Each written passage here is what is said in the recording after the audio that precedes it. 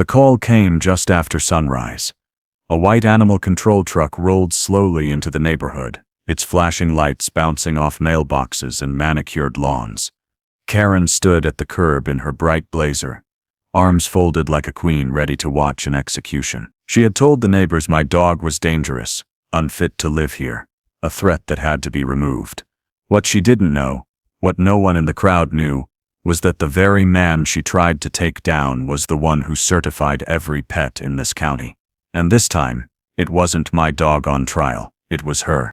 The first sign of trouble came not from the sound of barking or any disruption from my property, but from the stiff silence that had settled across the street.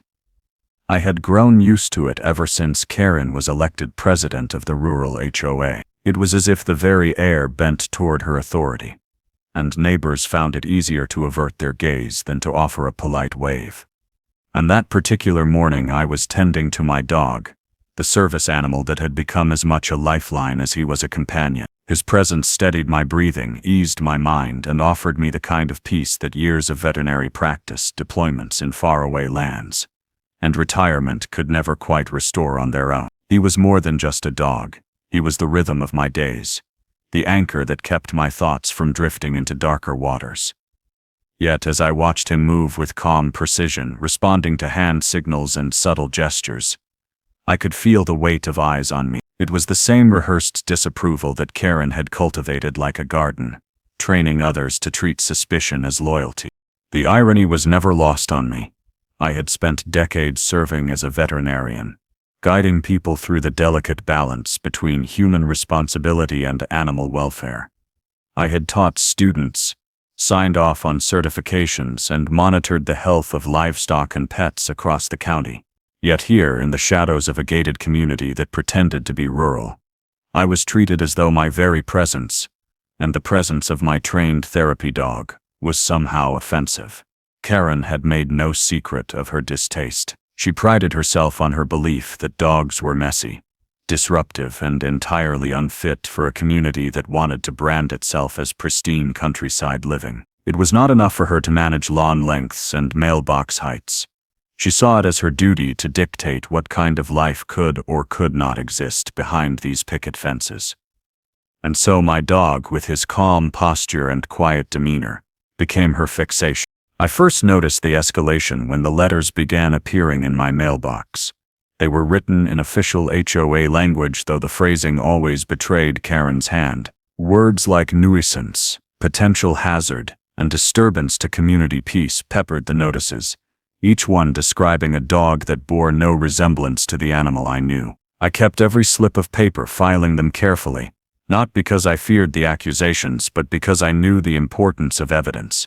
Experience had taught me that people like Karen thrived on rewriting the truth until others could no longer tell the difference. She relied on silence and intimidation, assuming her voice would always echo louder than any defense.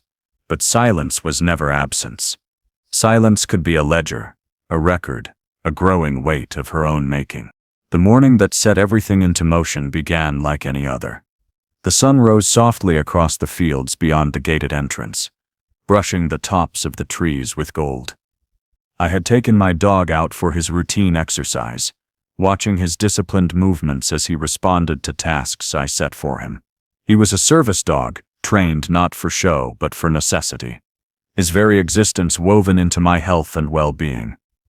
I had grown accustomed to the rhythm of his company, the steadiness of his watchful eye. It was then that I saw Karen on the opposite curb, her phone clutched in her hand, her face set in the tight expression of someone who had decided that today was the day she would win. She stood deliberately in view, a performance staged for the neighbors who lingered behind curtains and half-open blinds. The sound of tires on gravel came next.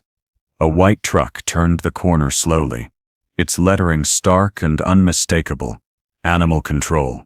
My chest tightened, not with fear but with the recognition of what Karen had done. She had made the call she had threatened so often in whispers and glares. As the officers approached, Karen's stance hardened. She gestured toward my property, as though she were presenting evidence, her posture brimming with the certainty of victory. I did not move hastily. Years in the field had taught me that composure was more powerful than any display of outrage. I let them come, observing the faint recognition that flickered across their faces as they drew near. They knew me. They knew the credentials I carried, the records I had signed, and the integrity with which I had served. The gathering of neighbors was subtle at first, but soon enough the edge of the street filled with quiet spectators. Some stood with folded arms, others with phones raised, eager to capture a spectacle. They had heard Karen's complaints for months, each one louder than the last, each one positioning her as the vigilant guardian of community order. Now they expected to see her final victory, the removal of a dog she had painted as unfit for their manicured version of rural life. What they witnessed instead was the beginning of a reversal. They watched officers nod toward me with respect, listened as their voices lowered into professional deference, and saw Karen's certainty begin to erode under the weight of facts she had never considered. I felt no need to explain myself in great detail. The dog at my side was his own testimony, his behavior a living contradiction to every word. Karen had hurled in my direction. The officers carried out their duty, making notes, asking formal questions. But their tone betrayed the truth. This was not an investigation. This was a reminder that accusations built on malice cannot stand against verifiable authority. Karen's voice rose higher, her frustration spilling into the open air. But the more she pressed, the clearer it became that she was no longer in control of the narrative. The neighbors began to shift uncomfortably, some stepping back, others exchanging glances that hinted at doubts long suppressed. The performance was unraveling, and in its place emerged the reality she had tried so hard to conceal. By the time the truck's doors closed again, the morning sun had climbed higher, casting sharper light across the street. Karen stood rigid, her blazer catching the glare, her face pale with the weight of a battle she had thought already won. My dog remained at my side, calm, unwavering, untouched by the chaos around him. For me, it was never about victory or humiliation. It was about truth, about living quietly without the need to defend what was already rightful and just. Yet, as the officers drove away, I knew this was only the beginning. Karen's obsession would not end here. She had chosen me as her target. And though today had exposed her overreach, tomorrow would bring another attempt, another angle, another performance. I turned back toward my home, the weight of the moment settling not as triumph but as preparation. Experience had taught me that some battles end quickly, but others stretch on, fueled not by reason but by pride, and pride when cornered becomes dangerous. What Karen had revealed this morning was not just her dislike of my dog, but her determination to bend an entire community to her will. She had failed in this attempt, but her hunger for control was far from spent. What she did not realize was that every step she took against me only widened the gap between her claims and the truth. And in that gap her downfall had already begun. The days that followed brought a strange quiet to the neighborhood, the kind that feels heavy, rather than peaceful. After animal control had left without taking action, Karen retreated into her home, though not in defeat. I could sense it in the way her blinds angled toward my property, the way her car paused just a second too long at the edge of my driveway, the way whispers traveled through neighbors who no longer waved but instead lingered with unease. The battle was not finished. It had simply shifted beneath the surface, waiting for its next eruption. For me, life resumed in the only way it could, grounded in the rhythm of caring for my dog, tending to my modest garden, and maintaining the steadiness that had carried me through decades of storms. But beneath that surface calm lay the weight of understanding that Karen's determination to dismantle what she disliked would not vanish with one failed attempt. I had chosen this community after retirement, not because I wanted company, but because the open fields and rural boundaries offered a sense of stillness I needed. Years of veterinary service had carried me into difficult places, from livestock rescues in flooded plains to long nights in crowded clinics where decisions between life and death had to be made in moments. The county had relied on me, and I had given all I could. My dog entered my life not simply as a companion, but as part of a program designed to help veterans and retired professionals cope with the unseen scars of service. He was not only a trained therapy animal but a quiet guardian against the pull of memories that too often returned in silence. To Karen, he was a nuisance. To me, he was the difference between isolation and stability. What made her obsession dangerous was not just her dislike of animals, but the authority she wielded through the HOA. Out here, far from the oversight of city councils or larger governing bodies, the HOA acted as judge and jury for nearly every detail of daily living. They controlled property modifications, monitored yard upkeep, and fined homeowners for deviations as minor as a cracked fence post or a misplaced trash bin. Most residents complied out of convenience. They had bought into the illusion of order, believing that paying dues and keeping in line guaranteed a harmonious life. But I had seen enough in my career to know that control without accountability always bred abuse. Karen was simply the manifestation of that truth, using the HOA's framework not for community service but for personal dominance. It became clear to me over time that I was not her first target. Stories drifted between neighbors about families who had faced relentless fines for harmless alterations, about elderly residents who had been cornered into selling after Karen declared their homes eyesores, about quiet couples who disappeared almost overnight, their departure explained only by vague rumors of rule violations. She had built her reputation not through fairness but through fear. And in a place where appearances meant everything, few dared to challenge her. My arrival disrupted that balance. Not because I sought conflict, but because I represented something she could not control. My credentials, my independence, and above all my dog stood as a reminder that authority did not begin and end with her clipboard. There was a night, weeks before Animal Control's visit, when I woke to the sound of distant voices. I stepped quietly to the window and saw two men standing with Karen near the end of the cul-de-sac. Their body language was tense, their gestures sharp. She pointed repeatedly toward my property, her tone urgent even from a distance.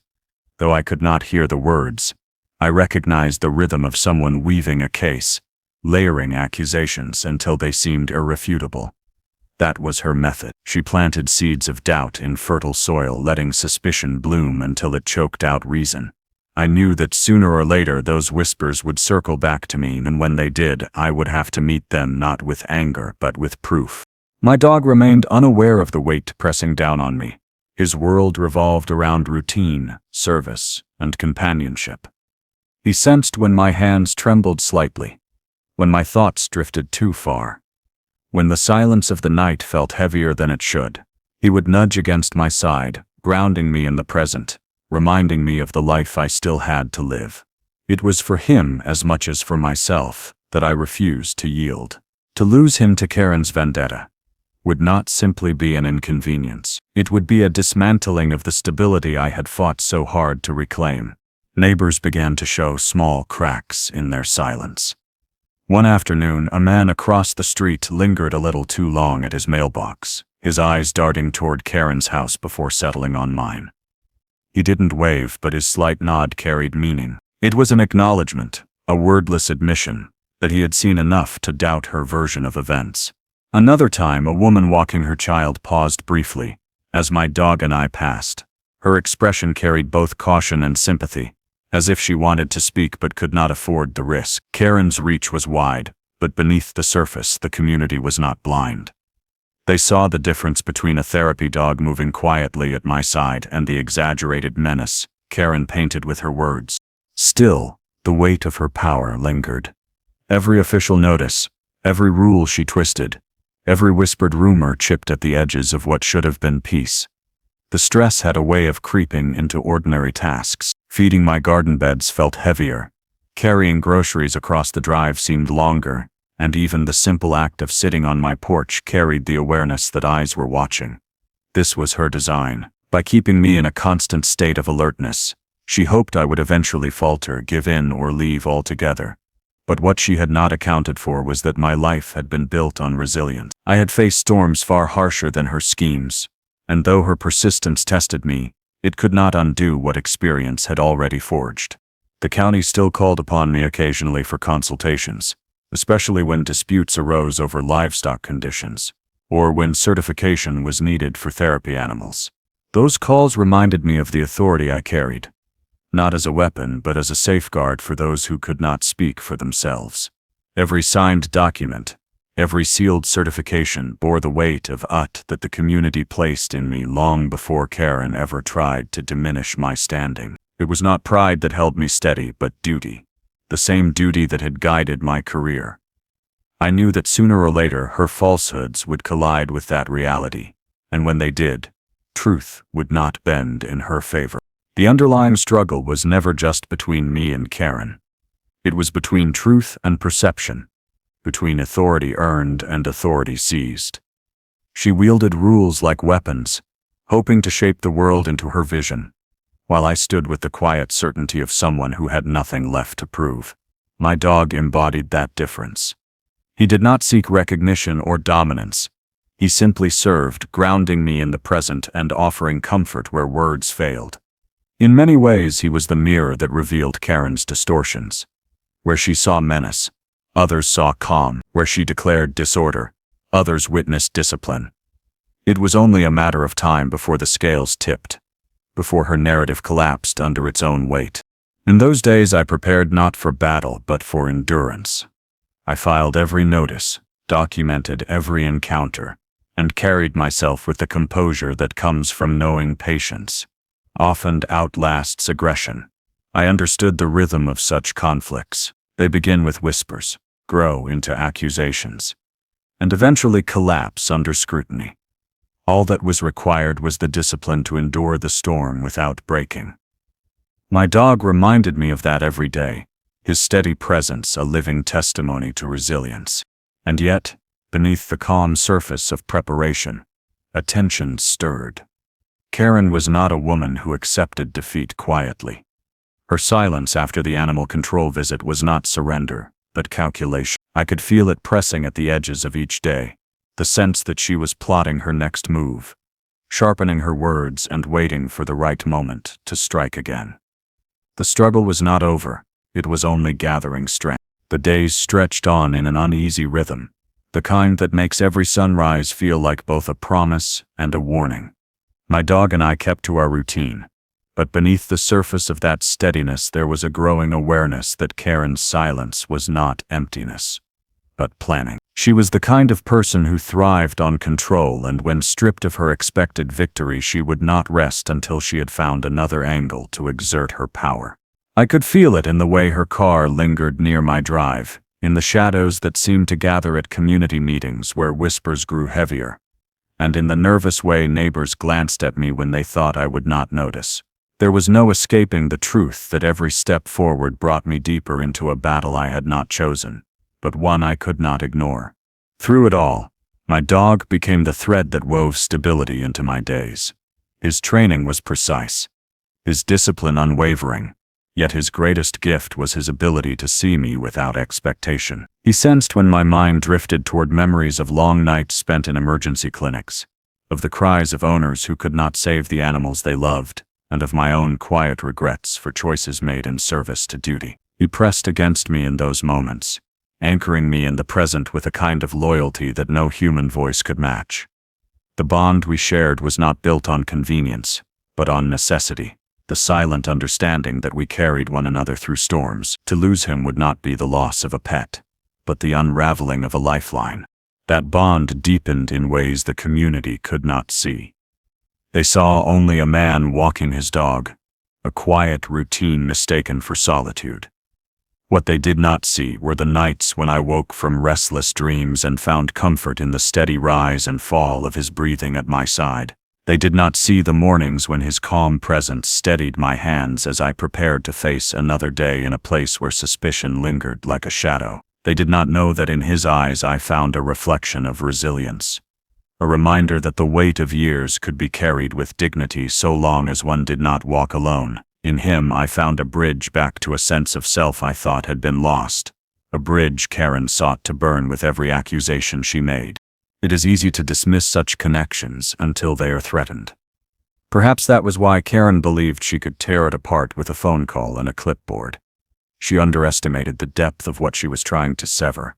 To her, the dog was a symbol of disorder, an obstacle to her vision of control. To me, he was the anchor of my survival, the living embodiment of patience, loyalty, and calm in a world that too often spiraled toward chaos. That difference in perspective was the true battlefield between us.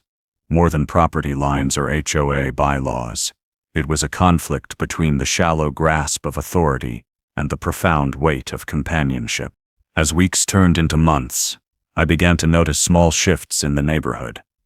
Some of the same neighbors who had once turned away now allowed their eyes to linger a little longer, as though curiosity was beginning to outweigh fear. A man walking his children would pause when my dog and I passed, his gaze softened by a kind of understanding that needed no words.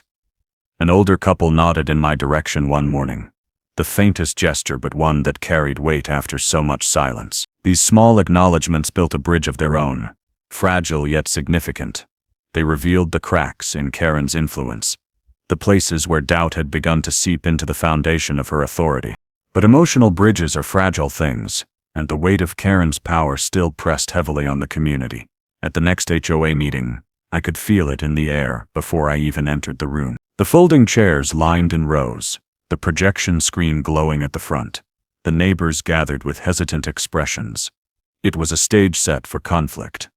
Karen stood at the center, her posture sharp, her voice carrying the authority of someone who believed she owned the truth. Her eyes scanned the room, landing on me with a force that made clear her intent. She would not allow the last encounter to define her. She would rebuild her narrative, twist it tighter, and present it with even greater conviction. The meeting was not about dogs or property or rules. It was about loyalty, about who in the room would side with authority, and who would dare to question it. Karen spoke of safety, of standards, of protecting the image of the community. She painted her vision in broad strokes, careful to position herself as the guardian of order. Yet beneath her words lay the same obsession, the same fixation on control that had driven her to call animal control on a therapy dog who had harmed no one. I sat quietly, listening, letting her voice carry on, knowing that patience was stronger than confrontation. The room shifted with unease, neighbors exchanging glances, some nodding along, others frowning in silence. What struck me most was not Karen's performance, but the weariness on the faces of those around her. They were tired of being told what to think, tired of the constant undercurrent of suspicion. They had lived too long under the weight of rules that served one person's vision rather than the community's well-being. In their silence, I saw the beginnings of something important, a recognition that authority could be challenged, that truth did not have to bend to one voice alone. These were the fragile beginnings of trust, the kind that grows not in speeches but in quiet understanding. My dog sat beside me, calm as always, his presence a silent counterweight to the storm in the room. He did not need to bark or strain against a leash to make his point. His very calmness was a contradiction to every claim Karen had made, his steady gaze reflecting a truth that no words could twist. In that moment, he became more than my companion. He became a symbol, not just for me but for anyone who had ever been silenced by authority, anyone who had ever felt powerless against the weight of control. Through him, the neighbors saw not menace but dignity, not disruption but discipline, and in that reflection, they began to see Karen's narrative for what it truly was. The emotional bridge that grew between me and the community was not built overnight, nor was it solid enough to withstand every storm. But it was there, a fragile connection that made the isolation less complete. Each nod, each glance, each moment of recognition added a stone to its foundation. It was not enough to dismantle Karen's power. Not yet. But it was enough to remind me that even in the face of relentless opposition, truth had a way of reaching people. I knew the battle was far from over. Karen would not relent. She would strike again, in ways perhaps louder, perhaps quieter, but always calculated. But I also knew that every time she pushed harder, every time she stretched the truth further, she weakened the very foundation she stood upon. And with each step, my dog and I remained steady, a quiet contradiction to her chaos, a reminder that dignity and truth could outlast even the most determined grasp for control. The shift came slowly at first, like a storm cloud forming at the edge of a clear horizon. After the meeting, whispers carried farther. Neighbors lingered longer, and I began to sense that Karen's grip on the community was beginning to fray. But with that unraveling came something sharper, something more dangerous. Pride does not surrender quietly. For someone like Karen, whose entire identity was woven into control, the cracks in her authority only hardened her resolve. She was determined not to lose ground, and her desperation gave rise to bolder moves, louder accusations, and a public campaign designed to turn the neighborhood against me. The tension deepened when a new violation notice arrived at my door. This time it was not about noise or safety, but about property standards. Karen claimed my fence was in disrepair, that my garden was unkempt, that my yard diminished the value of surrounding homes. None of it was true, but truth mattered little in the face of her determination. She knew I could fight the claims, that my records and photographs would dismantle her accusations. But that was not her true aim. Her aim was to wear me down, to stack grievance upon grievance until the weight became too heavy to carry. She wanted me to bend, to yield, to leave quietly, so she could claim victory without ever admitting her obsession. Yet even as she pressed harder, something shifted among the neighbors. Some had grown weary of her campaigns, tired of the endless letters and the constant sense of surveillance. I saw it in their hesitation, in the way they no longer rushed to agree, in the way they sometimes glanced toward me with a flicker of unease. When her voice rose at meetings, still, their silence held. Fear is a powerful leash, and Karen wielded it with skill. The public challenge came when she organized a community inspection, a walkthrough of properties under the guise of maintaining standards. It was a spectacle more than a procedure, a parade of authority designed to remind everyone of her power. She walked at the front with her clipboard, neighbors trailing behind, reluctant participants in her show of dominance. When the group reached my property, she stopped as though she had arrived at the centerpiece of her case. She gestured toward my yard, her voice rising so all could hear. Her accusations sharpened for effect. She spoke of safety hazards, of non-compliance, of the supposed risks my dog posed to children who passed by. Every word was a performance, every gesture designed to sway the crowd. I stood quietly, my dog at my side, his calm presence a direct contradiction to the chaos she tried to create. I did not interrupt, did not argue, did not match her volume. Instead, I let her voice carry into the silence, let her accusations hang in the air for all to consider. The officers from animal control had already seen the truth, but Karen believed that repetition could turn falsehood into fact. What she failed to see was the way her words echoed differently now. The neighbors had heard them before, again and again, and the more she pressed, the more it became clear that her obsession was personal rather than communal. Her certainty began to ring hollow, her authority strained by the very weight she tried to impose. The turning point came not from me but from the dog himself. As Karen listed her claims, my dog sat with perfect stillness, his gaze steady, his demeanor calm. There was no aggression, no disruption, nothing to justify the storm she had created. In that simple posture, he revealed the truth more clearly than any defense I could have offered. The neighbors saw it, and in their eyes I began to notice something new: doubt. For the first time, doubt had stepped into the open, visible in the furrow of brows and the shifting of feet. They were no longer simply listening, they were questioning.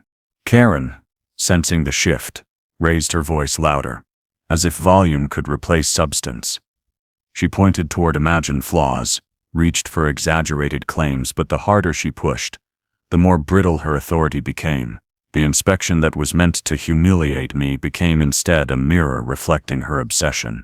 The neighbors left not with certainty but with unease, the image of a calm dog outweighing the echo of her accusations. For me, the challenge was not about victory or defeat, but about endurance. Each public attack tested my patience.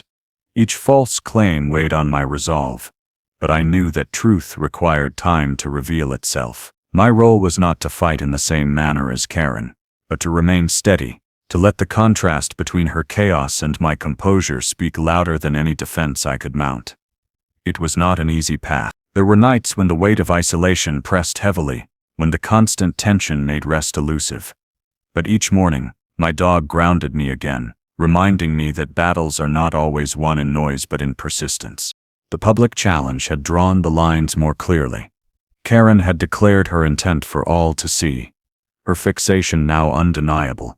The neighbors had been forced to witness the contrast between accusation and reality, between her control and my quiet endurance. The outcome was not yet decided, but the balance had shifted. The community could no longer pretend that this was about rules or standards. They had seen the truth with their own eyes, and once seen, it could not be unseen. Still, I knew the storm was far from over. Karen's pride would not allow her to stop. She had built her identity on authority, and authority once threatened clings tighter than ever. The public challenge was not her last move, but merely another step in a campaign she refused to abandon. And yet, with each step she took, she moved closer to the edge of her own undoing. Her words, once feared, were beginning to sound hollow. Her power, once unquestioned, was beginning to erode. All I had to do was stand firm, to let truth carry its weight, and to endure until her obsession consumed itself. The rising tension was no longer mine alone to bear.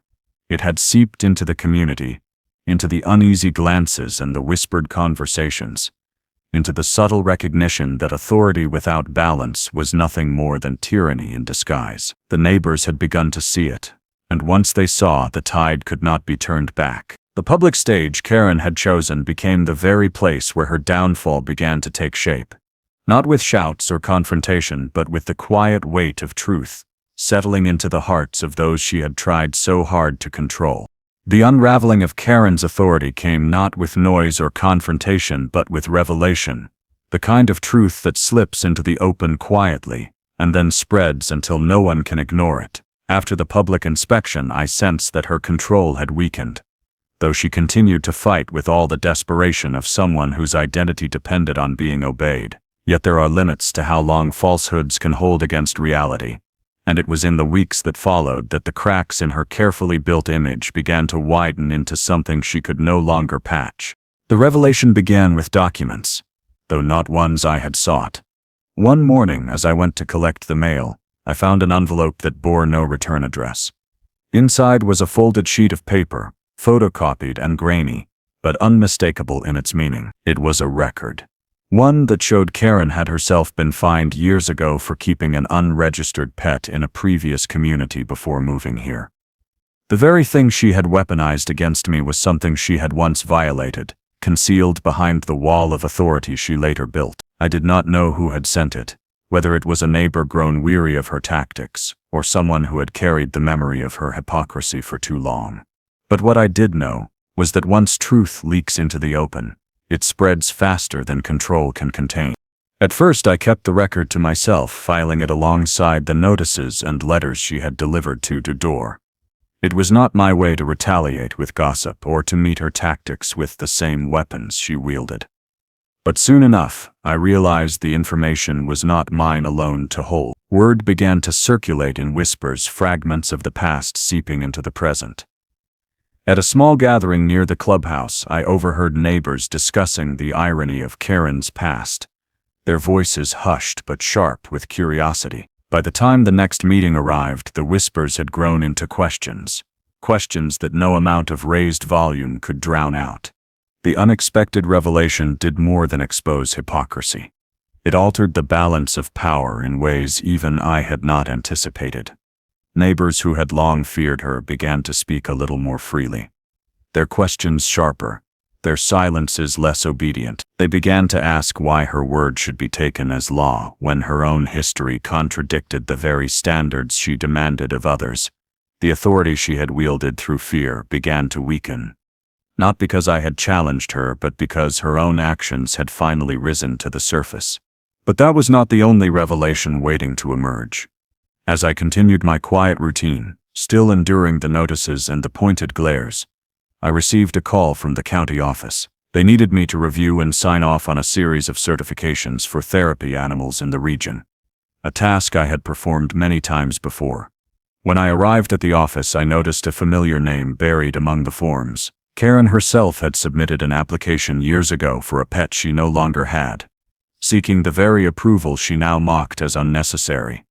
Her name on the form, her signature beneath my colleague's verification, stood as undeniable proof of her duplicity. She had once acknowledged the system she now claimed to oppose, once sought the very recognition she now wielded against me. The irony was sharp, but it was not irony that mattered most. What mattered was that the paper trail told a story louder than any accusation she could make. Authority built on deception cannot withstand the weight of documented truth.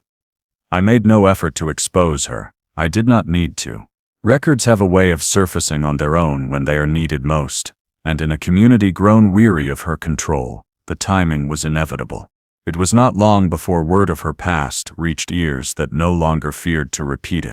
The unexpected revelation also came in another form, one I had not anticipated, but which carried just as much weight. A family new to the community approached me. One afternoon, as I tended my garden, they explained, carefully, that they had once been the target Karen's tactics in a different neighborhood, that her patterns of behavior had followed her from place to place. They spoke of the same obsession with control, the same weaponizing of bylaws, the same fixation on eliminating those she considered obstacles. Their testimony, quiet but sincere, confirmed what I had long suspected. Karen's actions were not born of circumstance but of character. She had always been this way, and she had carried her methods like luggage into every community she touched. The revelation of her pattern shifted something profound in the neighborhood. People began to see her not as a protector of standards, but as a repeat offender, someone who used authority as a mask for her own insecurities. The more they saw, the less they obeyed. Attendance at meetings grew thinner, fines were questioned rather than paid without resistance, and the silence that had once protected her began to crack with open dissent. It was not yet a revolt, but it was enough to show that her power was waning. For me, the revelation was not about victory. It was about survival. Each piece of truth that surfaced lifted some of the weight that had pressed on my shoulders for months. It reminded me that patience has power, that silence is not weakness, but endurance. My dog, as always, remained steady, his calm presence grounding me through the waves of change. He was my reminder that resilience is not loud but constant, that truth needs no embellishment to endure. And yet, even as the revelations weakened her grip, I knew better than to think Karen would surrender. People who build their lives on control do not step down willingly. They fight until the very end, until their authority is stripped away piece by piece. The unexpected revelation had lit a fire, not of chaos, but of clarity. It had shown the community that the emperor of their rules wore no clothes, that the one who demanded obedience was guilty of the very violations she condemned. It was a fire that spread quietly, carried in conversations at mailboxes, in cautious questions at meetings, in the subtle but unmistakable withdrawal of loyalty. And once that fire begins, it cannot be extinguished by volume or fear. The stage was set for what would come next, though none of us could predict the form it would take. Karen was cornered, and cornered pride is the most volatile force of all. She would lash out harder, reach deeper, twist her authority further than ever before. But the difference now was that she stood alone. Where once the community had followed, now they hesitated. Where once silence protected her, now doubt undermined her. The unexpected revelations had changed everything, and in that change lay the beginning of her fall. The end did not arrive with spectacle but with inevitability. The quiet collapse of a structure that had been built too rigid to bend.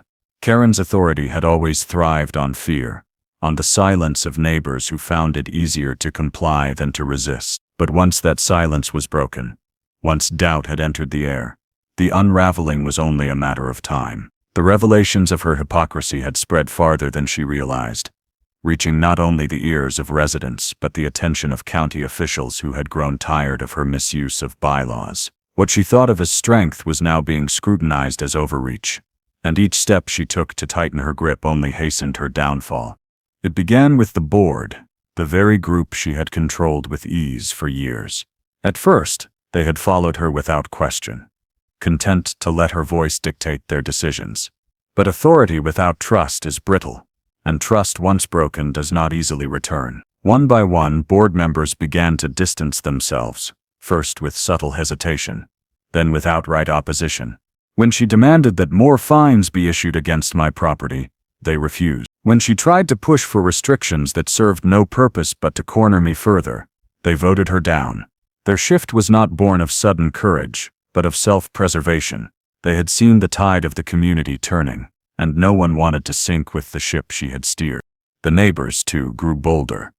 Where once they avoided my gaze, now they met it with nods of recognition, small acknowledgments that spoke louder than words. They began to question the rules that had once been accepted without hesitation. They asked why funds were being used for endless enforcement rather than improvements, why meetings were filled with accusations instead of solutions, why one person's voice carried more weight than the needs of the community. Karen tried to shout them down, to reassert her authority with volume and threats, but the sound no longer carried the same weight. It rang hollow, brittle, desperate. The final blow came not from the community, but from the very officials she had once attempted to manipulate. Her repeated calls to animal control, her misuse of county resources, her false reports about supposed threats were no longer overlooked. An investigation was opened into her conduct, and the findings were damning. She had exaggerated claims, falsified concerns, and wasted the time of officers who had more important duties to attend to. The county issued a warning, one that carried consequences if she continued her misuse of authority. For someone who thrived on the illusion of untouchability, the realization that she could be held accountable was a wound she could not conceal. When the next community meeting arrived, the atmosphere was different. The folding chairs were filled, not with hesitant settlants but with an energy that had not been present before. The neighbors were no longer there to be told what to do. They were there to decide for themselves what kind of community they wanted to live in. Karen stood at the front as always, clipboard in hand, but the authority she once radiated had faded. Her voice still rose, her words still carried accusations, but the eyes that once lowered now stared back, unflinching. The board moved to strip her of her position, citing misuse of power and loss of trust. The vote was swift. The outcome clear. For the first time in years, she stood not as the ruler of the neighborhood, but as one resident among many. Her authority dissolved. The resolution did not bring celebration, not in the loud sense.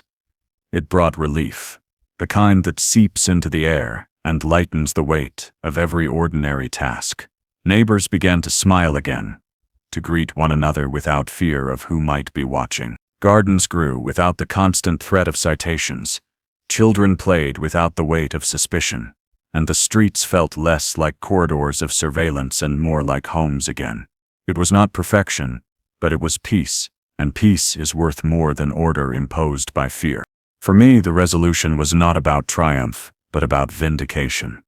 My dog remained by my side, the quiet constant through every storm. The moral weight of it all settled slowly, not in the rush of a single moment, but in the reflection that followed.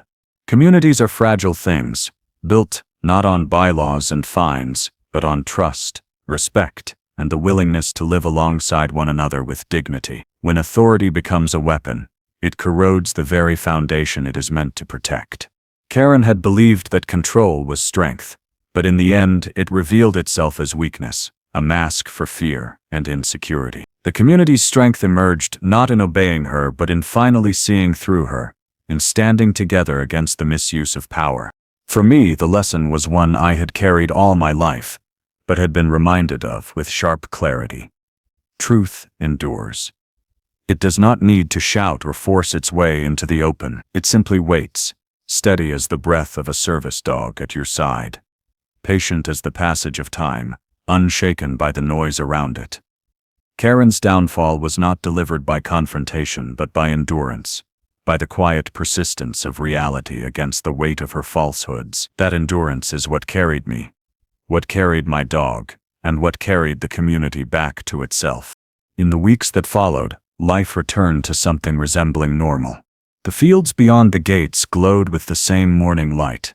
The gardens bloomed, the children played, and the silence that once felt heavy now carried peace instead of fear. My dog and I resumed our routines, not unchanged but strengthened by what we had endured.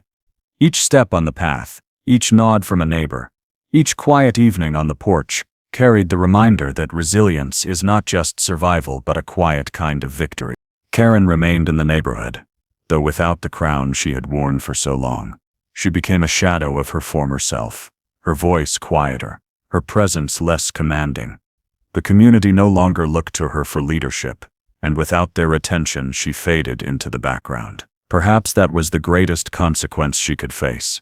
To live among those who had once feared her but now saw her for what she truly was. The resolution left me with a deeper understanding of the bond I shared with my dog, the quiet strength that had carried me through. He had not only helped me survive the weight of memory, but had reminded me of the simple truth that loyalty, patience, and calm can outlast even the fiercest storms. In him I saw the reflection of what community could be when freed from fear, steady, loyal, and grounded in trust. And in that reflection, I found peace. The moral impact was clear, not just for me, but for all who had lived under Karen's rule. Authority without compassion is fragile, and power built on fear collapses the moment truth steps into the light. The community had learned that lesson in the hardest way, but having learned it, they were freer than they had been in years. And for me, the lesson was one I would carry quietly for the rest of my days. Walking side by side with the dog who had stood as my guardian, my companion, and my bridge back to peace.